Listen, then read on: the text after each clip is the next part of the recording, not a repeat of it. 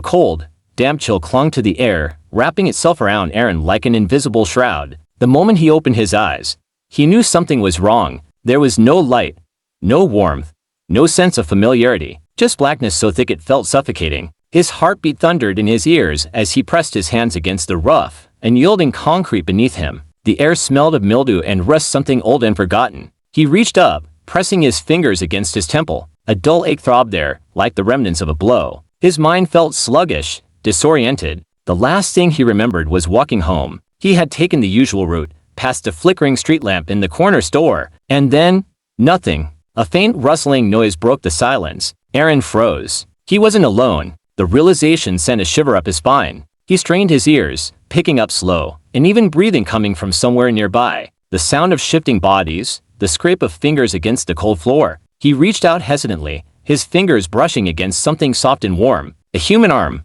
The person flinched at his touch, their breathing quickening. There were others, all stirring awake, all trapped in the same oppressive darkness. The walls were solid, jagged in places as if unfinished. He traced his fingers along the surface, feeling damp patches and crumbling concrete. There were no windows, no gaps for light to seep through. It was as if the room had been buried beneath the earth, swallowed whole by an endless void. Somewhere further in the darkness, a sharp clatter rang out, followed by a muffled curse. Someone had knocked over something metallic. The sound bounced off the walls, stretching unnaturally. The space was large, bigger than a simple basement or storage room. The echoes suggested a high ceiling, but there was no telling where the walls truly ended. A deep, unsettling fear settled in Aaron's chest. He wasn't sure how many people were here, but none of them seemed to know what was happening. Their movements were slow, unsteady. Some coughed, their voices hoarse, as if they had been breathing stale air for too long. The sound of dripping water was the only clue to their surroundings. It came from somewhere distant, steady and unbroken, like a metronome counting down to something unknown. He listened closely, trying to map the space in his mind. If there was water, then maybe there was an opening somewhere, a crack, a pipe, anything that led outside. As he moved forward, his knee struck something hard. He reached down, feeling a small, metallic object. A ring. He turned it over in his fingers, the band smooth and cold. Someone had been here before. The thought made his stomach twist. How long had this place existed? More shuffling. Someone was moving toward him. A soft gasp, followed by the unmistakable sound of skin scraping against stone. One of them had fallen. They were all weak, their bodies struggling to adjust. Then, the whispering began. It started as a faint murmur, almost too soft to notice. Aaron thought his mind was playing tricks on him, the silence warping into something else. But as the moment stretched on, the voices became clearer, low, indistinct, threading through the air like tendrils of smoke. They weren't coming from the people in the room. Aaron's breath hitched, his fingers curled into fists, nails digging into his palms.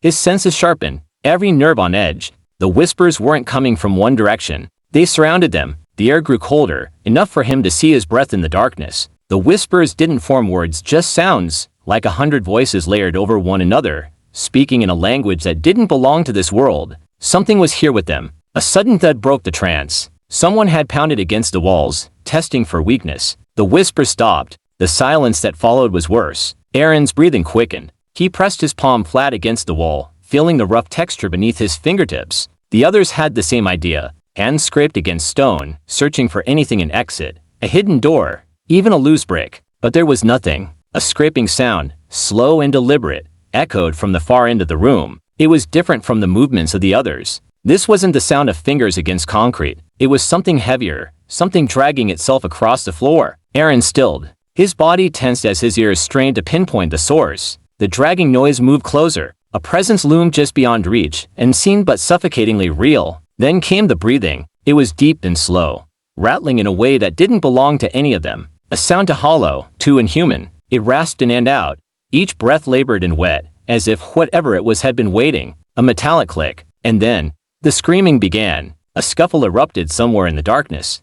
Bodies colliding, footsteps scrambling. The heavy breathing turned into something else, a guttural growl, deep and unnatural. The thing in the dark was moving. Aaron ducked low, pressing himself against the wall as chaos unfolded around him. A panicked voice shouted, only to be cut off by a sickening crunch. Something wet splattered against the floor. The scent of iron thickened in the air. Someone ran. Their footsteps pounded against the ground, desperate and uncoordinated. A sharp yelp. A body hit the floor. The growling grew louder. It was close now. Aaron's chest tightened. His mind screamed at him to move, but where? There was nowhere to go, no way to see. His fingers dug into the cold floor, hard hammering against his ribs. He forced himself to stay still. Maybe it couldn't see them either. Maybe it hunted by sound. More silence. Then another click. The room shifted. The air felt heavier, thicker, as if the darkness itself had taken form. A low, wet breathing sound circled the space. The survivors weren't alone. They never had been. For 13 days, they fought against the thing in the dark. They rationed their strength, stayed silent when the breathing came too close,